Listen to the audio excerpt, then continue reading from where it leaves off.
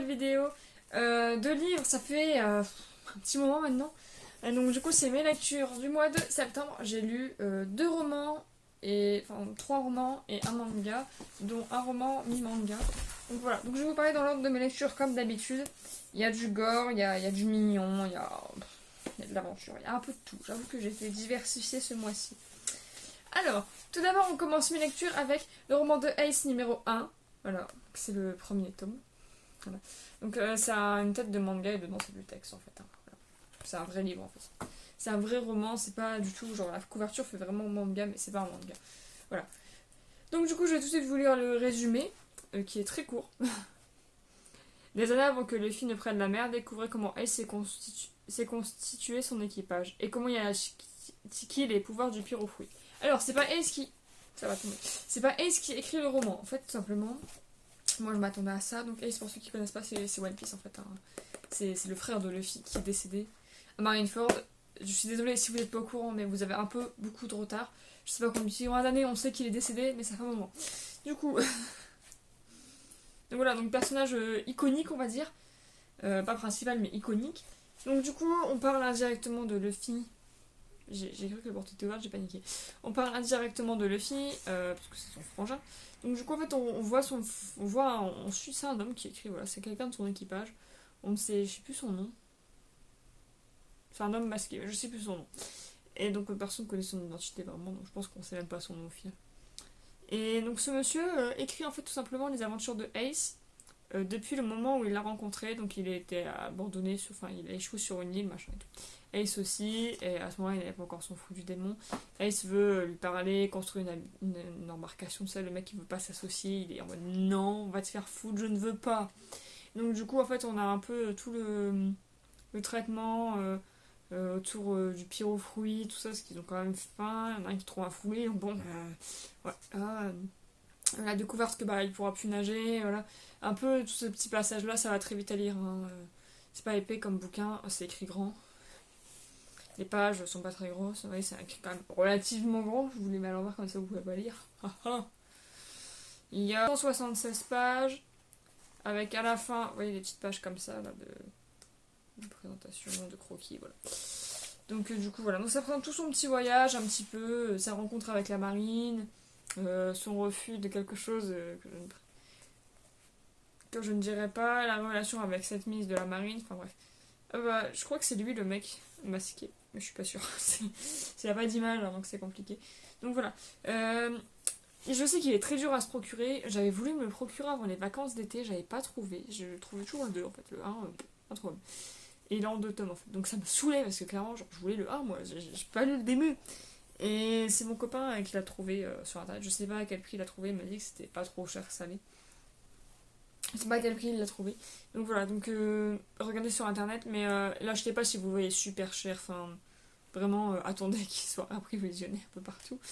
Donc voilà, sinon très bonne découverte, j'ai beaucoup aimé et je vais commencer le 2 très rapidement. Je vous en parlerai peut-être pas en chronique lecture et je ferai peut-être comme j'avais fait pour un palais d'épines de rose, ce sera une saga terminée, je pense. Donc voilà, livre suivant. Ensuite, donc j'avais eu beaucoup de bonne humeur, voilà. Et tout, là vous voyez une tache de sang, ça vous perturbe, hein. Me fatiguer. Du coup, j'ai lu Peter Pan de la collection Les Contes Invisibles, écrit par Simon Rousseau. J'ai pas dit par qui c'était écrit juste avant. Eiichiro Oda et Shu Inata. Voilà. Donc bref, du coup, je m'égare. C'est un livre pour public averti, c'est pour adultes. Voilà, c'est très glauque, vraiment. Si vous avez 12 ans, ne lisez pas ça. Déjà, pour vous donner une idée, ça c'est des dents. Voilà, ça c'est du sang, ça c'est un gamin. Voilà, ça vous donne une idée du truc. Et derrière un œil, ça vous donne encore plus une idée du truc. C'est vraiment super glauque, ça se lit vite aussi. Il y a... Je vous tease un peu, hein. Attends, je vous donne les pages et tout. Il y a 230 pages et ça se finit de manière très brusque d'ailleurs. Ça m'a un peu perturbé. Donc il y a énormément de livres dans la même collection. On voit que c'est un peu glauque, voilà. On sait l'écrire et tout, il y a que ça. Donc voilà, donc je l'ai lu parce que j'adore Peter Pan. C'est vraiment genre mon truc préféré, mon conte. Je sais pas si c'est un conte. On va dire c'est un conte. Mon truc que je regardais toujours comme j'étais gamine, un peu le Disney, tout ça. Et même genre j'adorais le lire. Donc voilà. Donc du coup, Peter Pan comme ça, je vous lis le résumé. Une vague de drogués se jetant du haut d'immeuble croyant pouvoir voler. La disparition d'une jeune femme, Wendy Gauthier et de ses 2 frères délinquants évadés de leur pénitencier pour mineurs. Une île perdue dans la forêt boréale, habitée par une communauté déjantée et leur leader sans âge. Un homme, une baronne du crime nymphomane, amoureuse des bijoux en forme de clochette. Un enquêteur médisant dépourvu de sa main droite dévoré par un cannibale qui ont encore saigné. La réécriture la plus sombre du conte classique Peter Pan, jamais imaginé, entre vos mains. Oserez-vous plonger dans ce conte interdit? Et je l'ai fait, c'était trop bien. Et alors, vraiment, c'est pas... Même pour les adultes, c'est très dur à lire. Même moi, il y a des moments, j'étais en mode... Ah oui, quand même. Enfin, genre, il passe très vite. Mais dedans, pour vous donner une idée, il y a de la drogue, il y a du viol infantile, il y a des ruses, il y a de la séquestration, il y a... Tu passes par toutes les horreurs qui concernent des gosses. Du coup, en fait, c'est tout simplement l'histoire. Grosso merdo, c'est quoi? Donc, c'est... En fait, je sais plus comment il s'appelle, le mec. Attendez. Voilà, Jacques Dolan, je crois. J'ai vu un nom, je crois que c'est ça.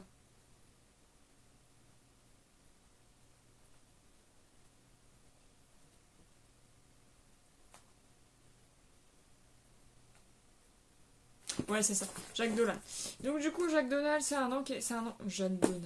Et non Donald.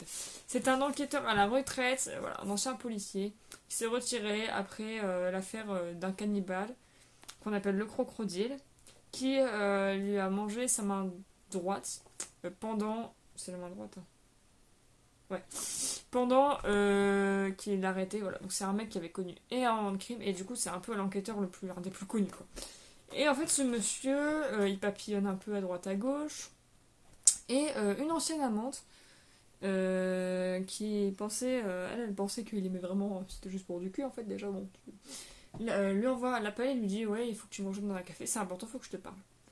Donc il vient, il y va. Et en fait, cette dame n'a pas d'enfant et a adopté 3 enfants. Donc c'est la famille Gauthier, donc Wendy, Michael et Jean-Philippe, qui sont donc les 3 enfants qu'on voit dans Disney. Voilà. Et qu'elle dit ouais, ils ont été enlevés, machin.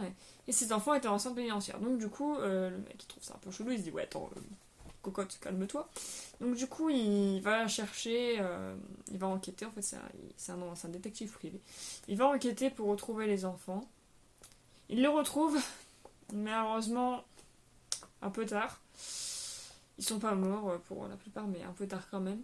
Et voilà, il y a un peu du mal à les retrouver. C'est vraiment genre mystère sur mystère. Il va rencontrer des gens, il va voir des affaires en parallèle, parce qu'il est friand des affaires de gens qui... Parce qu'il y a des gens qui sautent des immeubles. C'est vrai, il y a un collègue qui lui dit ouais, c'est peut-être de la drogue, c'est dans les premières pages, hein, ça vous spoil pas ça. Donc du coup, il est en mode ouais, non, je pense pas, et tout, ça doit être des suicides. Et en fait, tous les petits clins d'œil que vous allez avoir tout du long du roman, à la fin, tout va s'expliquer. Il y a un petit peu le syndrome de Stockholm avec la plus grande Wendy envers Pan. Mais voilà, c'est super bien foutu, ça finit très brusquement par contre, je m'attendais pas du tout à ça, enfin, genre vraiment, ça m'a coupé l'herbe sur le pied, enfin, sous le pied, j'étais vraiment... Voilà. Donc le livre fait quand même pas mal de pages, c'est écrit assez grand quand même, hein, mais quand même pas mal de pages quoi. Je l'ai lu en 2 ou 3 jours, tellement j'ai kiffé. Donc voilà, très très gros coup de cœur. Celui-là, j'ai oublié de le dire, je l'ai lu aussi en quelques jours comme ça. Voilà, gros coup de cœur. Ensuite, de base, je m'étais dit, je ferai Pan, après je ferai le tome 2 du roman de Ace. Au final, la vie réserve des surprises. C'est-à-dire que, en fait, mon copain a été me chercher d'autres contes interdits quand j'ai fini Peter Pan, parce que mon lycée était à ce moment-là confiné, donc j'étais toute seule chez moi. Donc du coup, je disais que je me faisais chier, donc il a anticipé au cas où je me retrouve confinée. Donc du coup, il m'a pris plusieurs bouquins, et moi j'ai lu La Reine des Neiges, voilà. Donc c'est pas le même auteur, c'est aussi des contes interdits. Ah mais si, Simon Rousseau, bah c'est le même. Il m'a dit que c'était pas le même auteur. Mais si. Ah, je viens de voir un truc. Ah, bah alors, la plupart c'est pas les mêmes auteurs, mais là c'est les deux seuls où c'est les mêmes auteurs, c'est Peter Pan et Simon Rousseau. Simon Rousseau. Et La Reine des Neiges, ouais, c'est vraiment les deux seuls de la collection, par contre. C'est comme ça. Bon, bah voilà, je sais pourquoi. Je m'étais dit, ouais, c'est bien, ils ont fait un parallèle entre les plumes. Genre, c'est vraiment des plumes très similaires. Bah, c'est normal, c'est le même. Donc voilà. Donc, du coup, La Reine des Neiges, je vous lis le résumé. Il est un petit peu moins gros que Peter Pan, je crois. Ah oui, mais vous avez un épilogue très intéressant. Il fait 177 pages, mais vous avez un épilogue super intéressant avec des vrais articles, parce que c'est inspiré avec des conditions climatiques qui sont arrivées. Bref. Le meurtre. Le meurtrier d'un prêtre dans un pensionnat autochtone. Je sais plus parler. Au début des années 1960. Je vais le refaire, ça sera plus. Le meurtre. Je sais pas lire. Le meurtrier d'un prêtre dans un pensionnat autochtone au début des années 1970. L'inconcevable suicide d'un grand-père d'une journaliste prête à tout pour faire éclater la vérité. Un chaman amérindien banni de sa communauté reclus au cœur de la forêt mystique. Une entité ancienne née du froid et de la famine, prêt à rétablir son pouvoir sur son royaume de glace. Une effroyable légende oubliée de tous. Fuyez, elle arrive, elle est tout près, elle n'est pas une personne. Les arbres tombent par terre, gèlent, l'air est infect. Courez si vous voulez pas finir 6 pieds sous la neige. Une adaptation déroutante du fameux conte d'Andersen. Et il est extrêmement bien. J'ai kiffé aussi, vraiment. En fait, c'est toujours un petit côté policier, il y a toujours un peu une enquête. Un peu, bon là c'est pas policière, c'est journaliste, mais moi il faut une enquête policière, hein, on va pas se cacher. J'ai surkiffé. Donc là on a une jeune fille qui s'appelle. J'ai un problème avec les noms, hein, moi par contre, ça c'est fou. C'est truc de ouf, hein. Anna. Oh, putain, j'ai galéré. Hein. En plus, la Reine des Neiges, Anna. Tapez-moi. Donc voilà, donc c'est Anna, là, qui en fait est une Canadienne, parce que c'est toujours au Canada. Il y a énormément d'expressions canadiennes dedans, c'est expliqué, mais il faut le savoir. Et voilà, c'est toujours au Canada. Donc c'est une fille canadienne qui s'appelle Anna, et qui en fait, je fais un peu un résumé à ma sauce, hein, qui va en fait tout simplement avoir un appel de son père. Elle est en école de journalisme et tout, donc elle est en train de faire ses études. Et un jour, elle a un appel de son père qui lui dit que son grand-père est décédé. Grand-père qu'elle n'a pas vu depuis plus de 10 ans.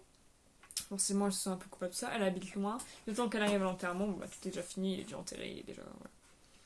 Donc voilà. Donc du coup, relation parents-enfants, nulle.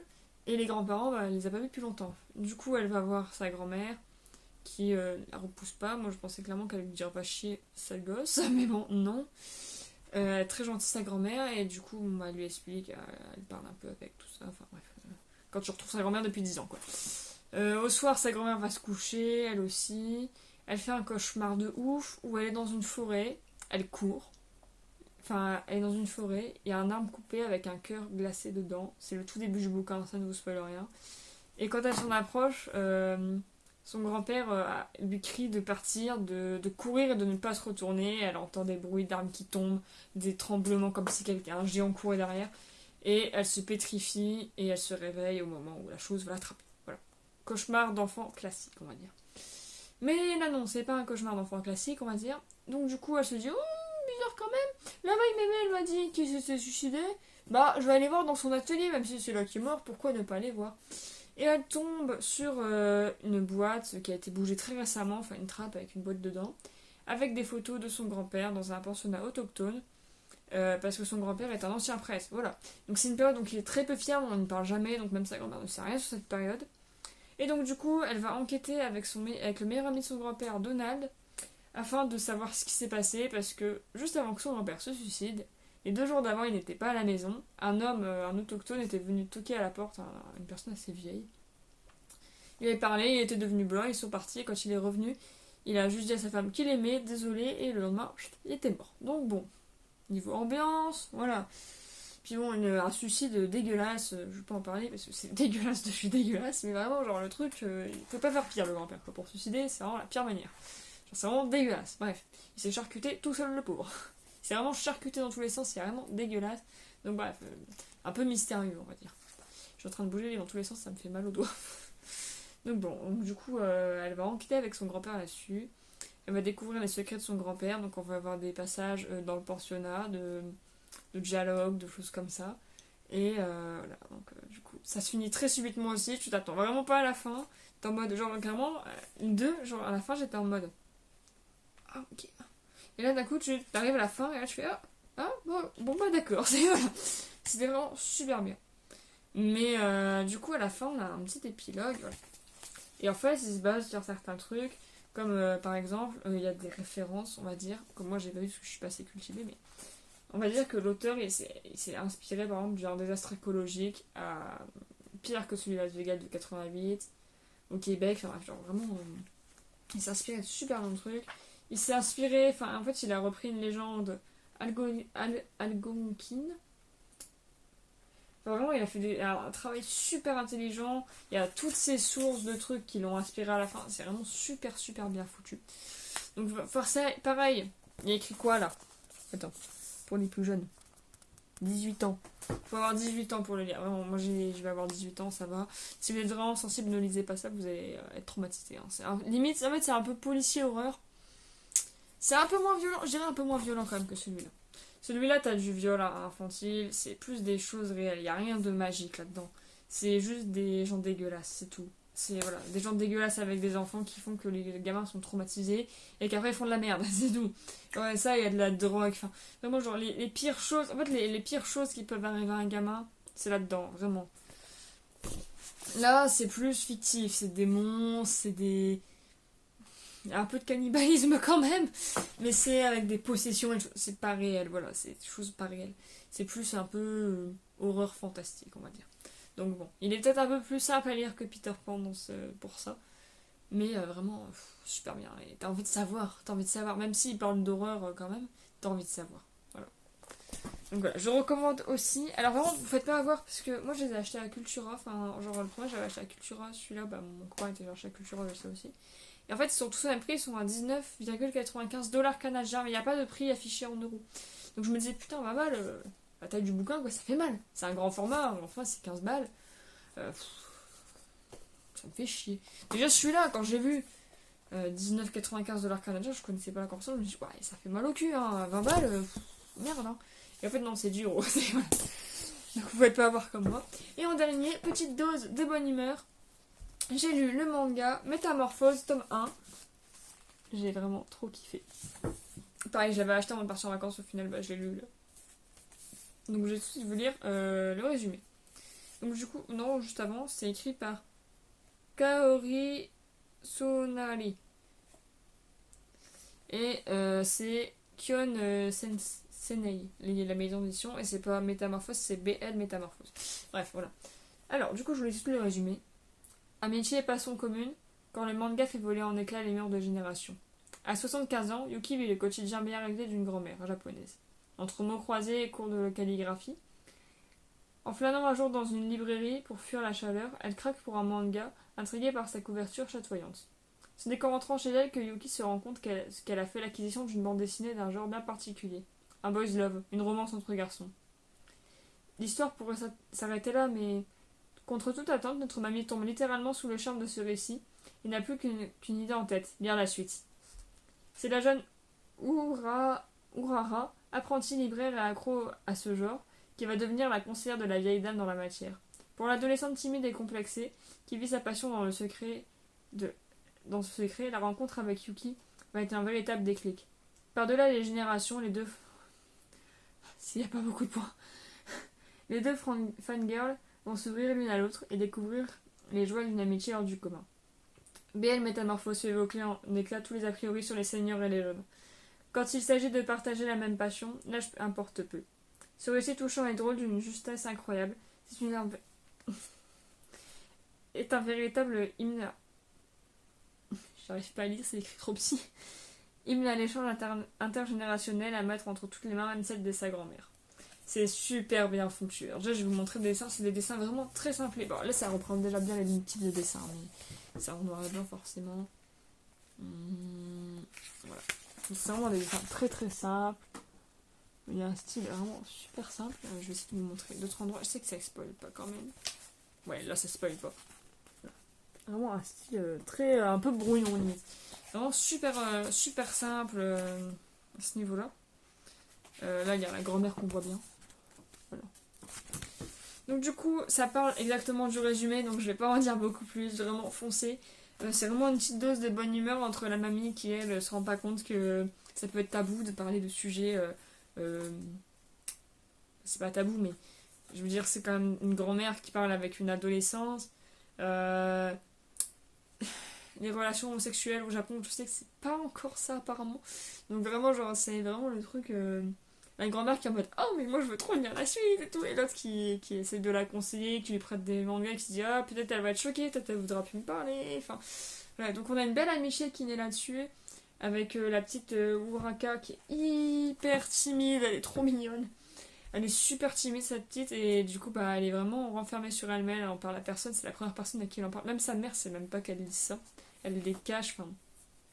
Et à côté la grand-mère qui elle bah se rend pas compte vraiment de ce qui se passe, que c'est pas forcément ce que tout le monde lit, que ça pourrait être tabou, que voilà, qui elle part sans aucun préjugé et qui va à fond quoi. Vraiment c'est vraiment une bonne dose de bonne humeur, j'ai lu en 1 heure hier soir avant de dormir. J'ai beaucoup apprécié, je vais essayer de trouver la suite du coup.